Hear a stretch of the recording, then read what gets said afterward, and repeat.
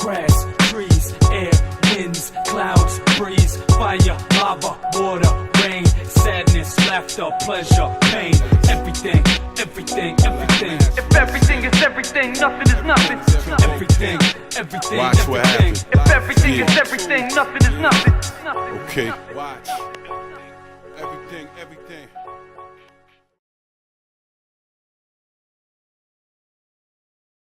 You know, my whole thing right now is that I'm from a place that really is not hip-hop oriented. What I mean by hip-hop oriented, I know a lot of people say that they do hip-hop, but hip-hop is not music. Hip-hop is a lifestyle, and I think that a lot of people overlook that fact, you know, especially being that I'm from West Palm Beach, Florida.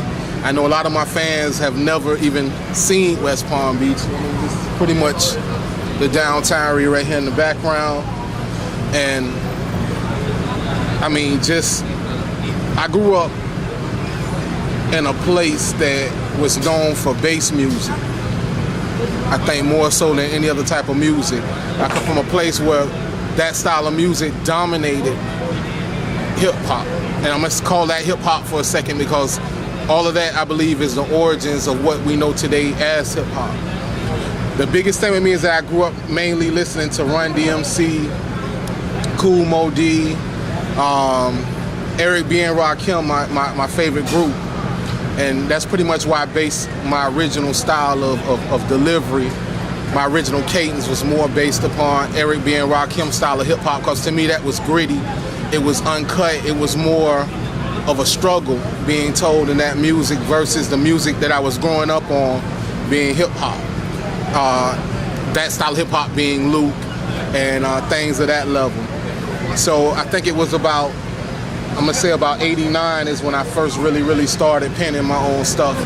I used to go down to Specs, spend $3.50 on like a single, and on the B side you flip it over and it had instrumentals. And at that time I was begging my moms, please get me a karaoke. And she got me the karaoke machine, and I used to take those B-side tapes, pop them in, and start making my own tapes.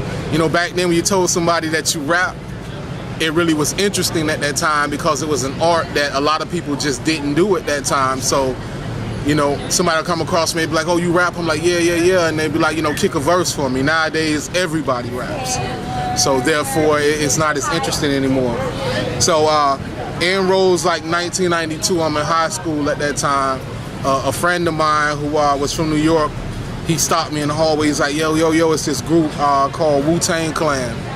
He's like, man, you gotta hear this shit, The song was Protect Your Neck. It was the underground single they had just dropped at that time.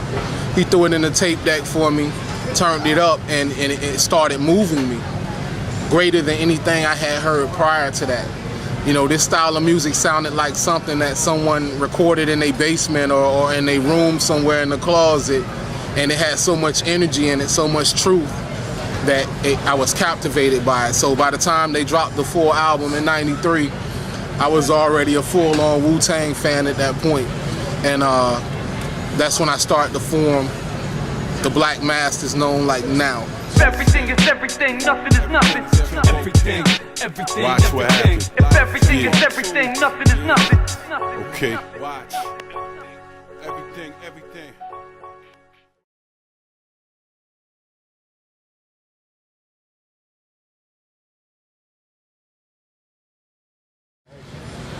So, you know, that's when I linked up with this guy, Digital K, and he pretty much showed me different styles of music and different ways to produce. And that's when I started honing the style of production that I do today, based upon what he was showing me, and also listening to RZA's tracks on top of that.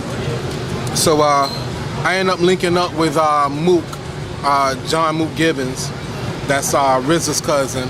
It was in 95, I believe. Yeah, it was 95. It was right when ODB dropped his solo album, Return to the 36 Chambers.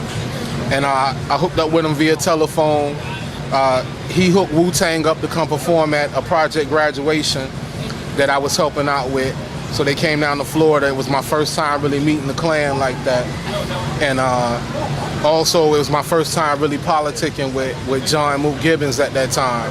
And like they say, there's 6 degrees of separation between you and everybody in this world. I truly believe that. Because beginning of 2010, I hooked right back up with John Mook Gibbons. He listened to the album I was working on with my group called The Watchmen. And from there, it was pretty much history. He signed us on to Wu-Tang Management.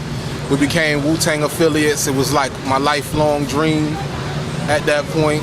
And that's when we put out the double LP, Wu-Tang Management Presents Watchmen. I mean, the album's been like sick right now. We've been getting reviews worldwide.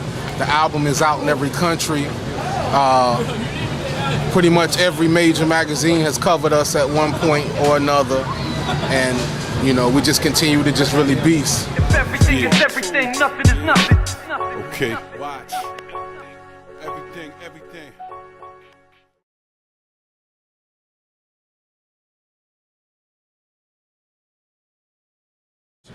Yeah. I think that there's like major misconceptions in this business. I know a lot of people see these music videos where everybody's riding around these Lamborghinis and Maseratis and got all these jewels and living in these mansions and everything. And truth be told, it's all gimmick. Because what you gotta really look at is that the average artist in this music industry sees only about maybe 5 to 10 cents off of every CD that they sell. So, I mean, if you do the math, if you sell 100,000 CDs, you sell 1 million CDs, how much money are you really making getting a nickel off of each one? So I think that a lot of times when I'm dealing with a lot of people that are new in this business and a lot of people who really don't understand the business, I always run into the same problem of where they might, you know, come to me or come through my label and they might move 10, 12,000 CDs and expect to be a millionaire. They got to understand something at the end of the day is that the money just doesn't come like that. A lot of these things are rented that you're seeing in these videos. A lot of this money that these artists are getting is advance money that the label has to recoup at the end of the day.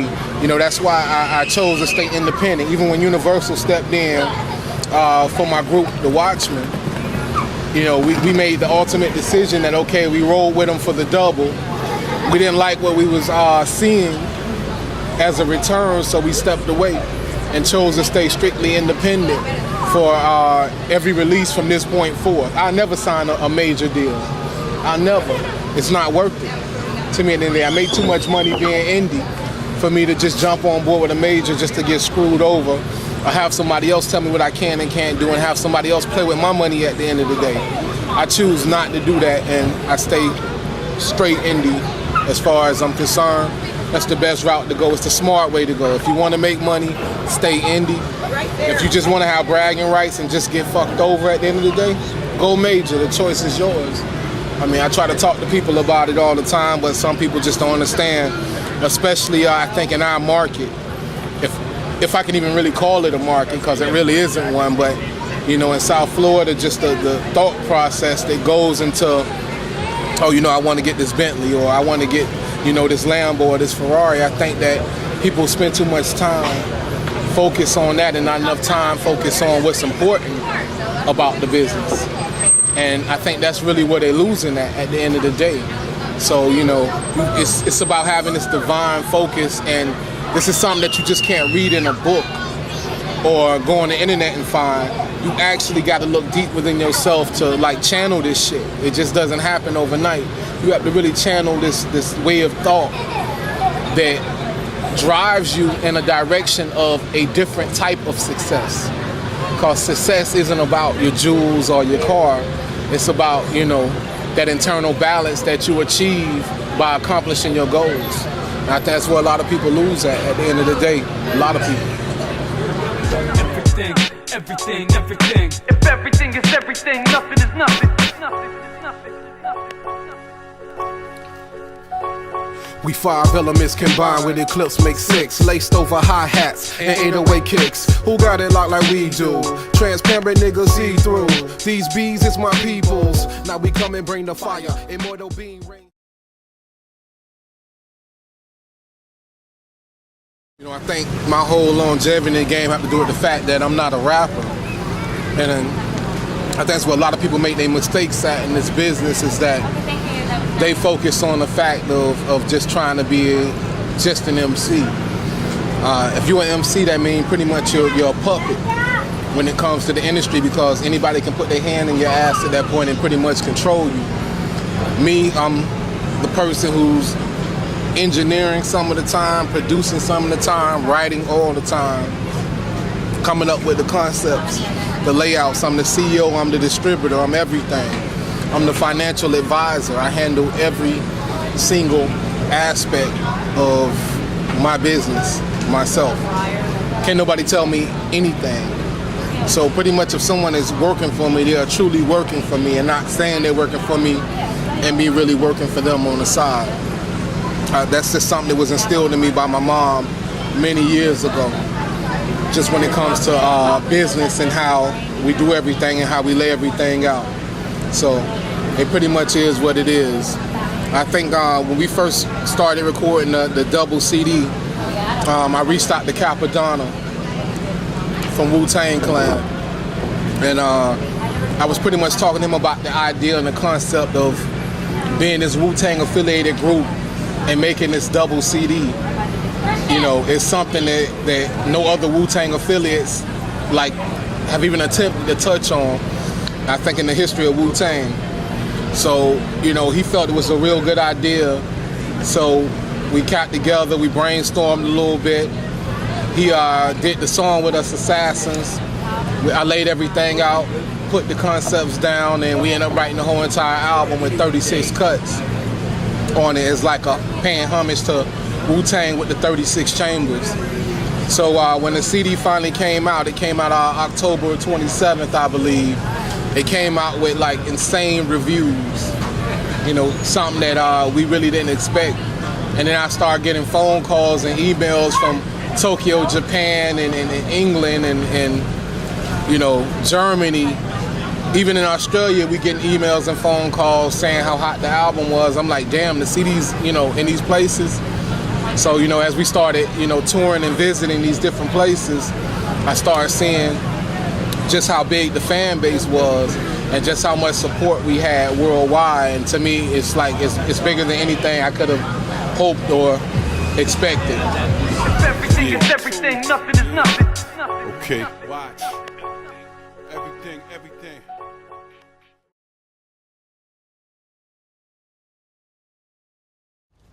Yeah, so as of maybe about 2 weeks ago, I just signed on with 36 Chambers School of MCing, formerly known as the Next 9 Generals competition. And pretty much what that is that they're looking for like 9 new MCs to like head like a new division of Wu-Tang. And it's an honor.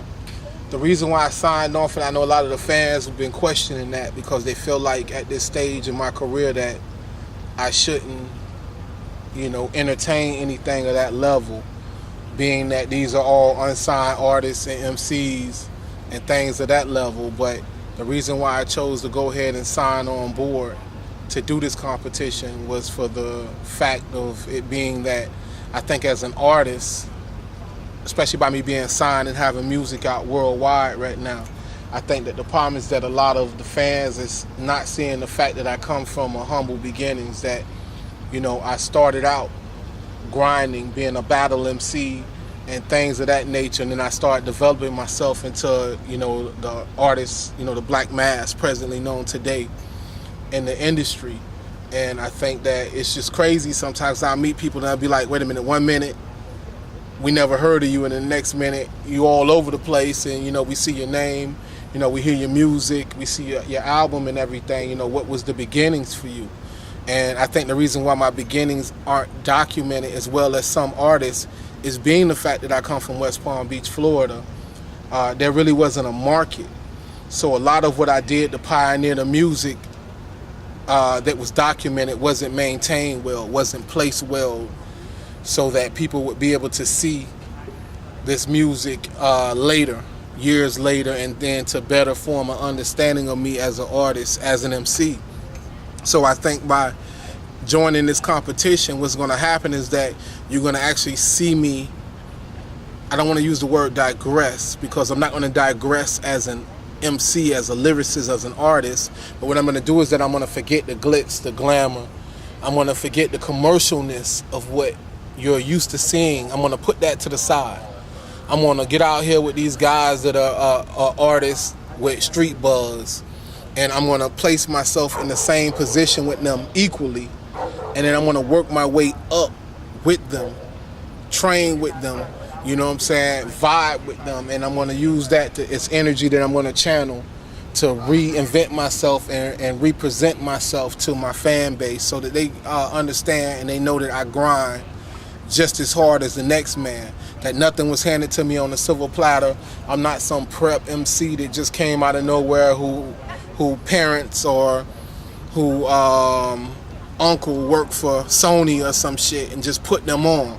It didn't happen like that with me. I actually earned my position as an artist, as an MC with Wu-Tang. This was nothing that was handed to me.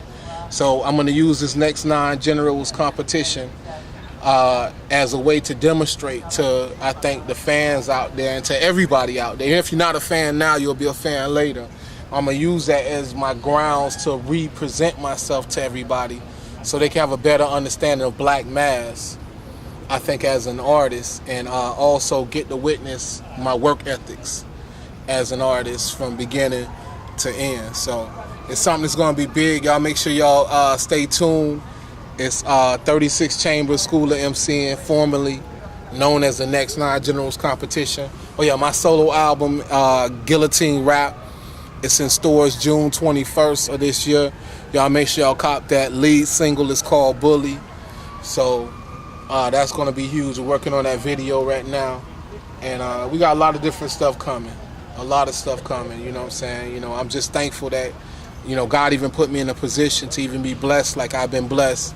And also the fans that's been supporting the Watchmen, been supporting me, Platinum City Entertainment, from day one, because it's huge. It's a blessing. I couldn't ask for more at this stage in my career. Definitely. What happens? If everything is everything, nothing is nothing. Okay. Watch. Everything.